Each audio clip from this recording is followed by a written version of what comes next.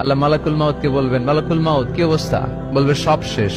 মাইয়াপ্পা, কে বাকি? মালাকুল মাউত বলবে জিনেরা বাকি, যাদেরকে দেখা যায় না। আল্লাহ বলবেন জিনদেরকেও শেষ করে ফেলো, রুহু কবজ করো। মালাকুল মাউত আজরাইল জিনদের রুহু কবজ করবে। আল্লাহ এবার জিজ্ঞেস করবে, ইয়া মালাকাল মাউত আখবিরনি মাইয়াপ্পা, এবার বলো আর কে বাকি? মালাকুল মাউত বলবে, আল্লাহ মানুষগুলো সব শেষ, জিনগুলাও শেষ, এবার বাকি ইবলিস শয়তান। কে বাকি? ইবলিসরেও শেষ করো, ইবলিসও শেষ। আল্লাহ আবার জিজ্ঞেস করবেন, ইয়া মালাকাল মাউতি মাইয়াব্বা, আর কে বেঁচে আছে বলো? মালাকুল মাউত বলবে, আল্লাহ আপনার কথা অনুযায়ী পৃথিবীর সব মানুষের রুহ কবজ করলাম, সব জিনদের রুহ কবজ করলাম, ইবলিসের রুহ কবজ করলাম, এখন আছে শুধু ফেরেশতা। আছে কারা? যাও ফেরেশতাদের রুহ কবজ করো। ফেরেশতাদের রুহ কবজ হয়ে যাবে। এবার আল্লাহ জিজ্ঞেস করবেন, ইয়া মালাকাল মাউত আখবিরনি মাইয়াব্বা।